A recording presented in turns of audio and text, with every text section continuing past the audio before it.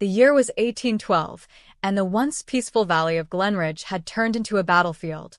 The rolling hills, once blanketed with wildflowers, were now trampled under the boots of soldiers and the iron wheels of war machines. Smoke curled in the air, and the echoes of cannon fire reverberated through the mountains. Among the defenders stood Captain Ewan MacAllister, a veteran of countless battles and a man deeply loyal to his homeland. His face, marked with the lines of hardship and courage, carried the weight of responsibility. Glenridge was more than a strategic position. It was home to thousands of innocent lives, and surrendering it to the enemy meant condemning his people to oppression. The enemy army, led by General Aldric von Lothar, was relentless. Known for his ruthlessness, Aldric had swept through neighboring territories with brutal efficiency. Glenridge was his next target, a crucial stronghold that would pave the way for the conquest of the entire region. Ewan knew the odds were stacked against them. His forces were outnumbered, and their weapons and supplies were running low. Yet he had one advantage: the land. The narrow passes, the dense forests, and the high cliffs surrounding Glenridge made it a natural fortress. With clever strategy and unyielding resolve, he hoped to hold the line. The morning of the decisive battle dawned with an eerie stillness. A dense fog cloaked the valley, muffling the sounds of preparation. Ewan stood atop a ridge, addressing his soldiers. "Men of Glenridge," he began, his voice steady but filled with emotion. "Today, we fight not for glory or riches, but for our homes, our families, and our freedom. The enemy may be stronger, but they do not know this land as we do. We are its guardians, and we shall not falter." A cheer rose from the ranks, a defiant roar against the encroaching darkness. Among them was young Liam, barely 18, who had joined the militia to protect his younger siblings.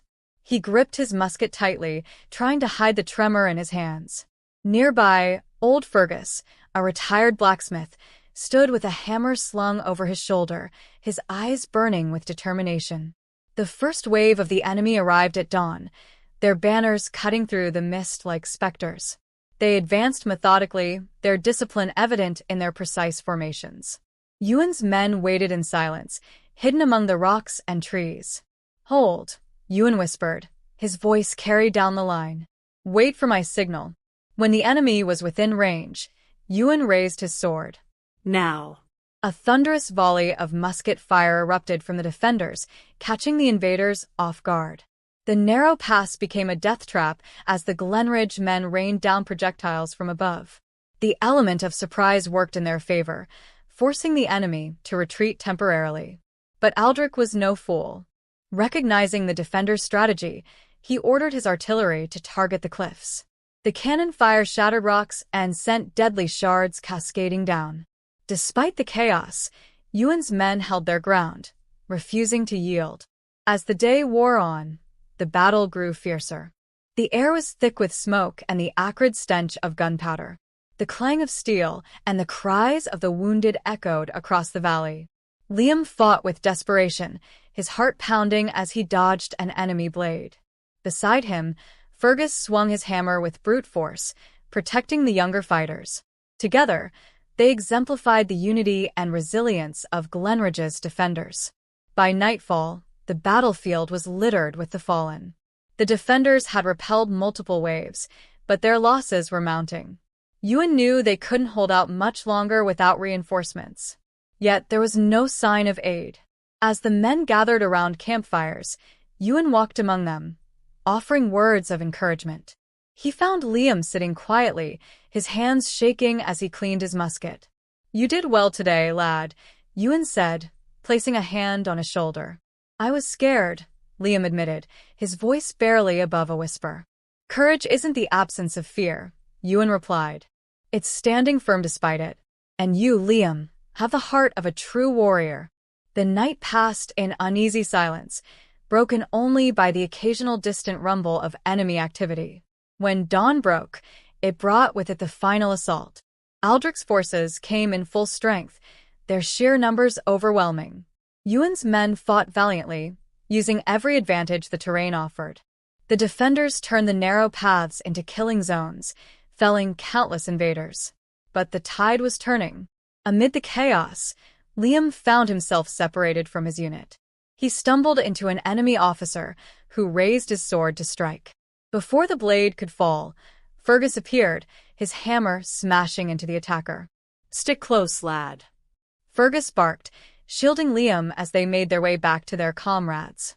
Ewan, fighting at the forefront, saw the inevitability of their situation. The defenders were being pushed back, their lines faltering. Desperate, he devised a plan to buy more time. He ordered a small group, led by Fergus, to set traps in the rear while he and a handful of men launched a counterattack to distract the enemy. The counterattack was a daring maneuver, drawing the enemy's attention away from the retreating forces. Ewan led his men with unmatched ferocity, cutting through enemy ranks like a storm. But the cost was high. One by one, his men fell, until only Ewan remained. Surrounded, Ewan stood atop a rocky outcrop, his sword raised defiantly. "You may take my life," he shouted, "but you will never conquer Glenridge." His words echoed like a rallying cry, inspiring his men to fight on even as Ewan was struck down. Fergus's group successfully executed the traps, causing chaos in the enemy ranks and allowing the remaining defenders to regroup. Though Glenridge ultimately fell to Aldric's forces, the defenders' resistance became a symbol of unyielding courage. Liam survived, carrying with him the lessons of that fateful battle. Years later, as he told the tale of Glenridge to his children, he spoke of Ewan's bravery, Fergus's sacrifice, and the indomitable spirit of those who fought for their homeland. "Their stand may have been their last," Liam would say, "but their legacy lives on in every heart that cherishes freedom."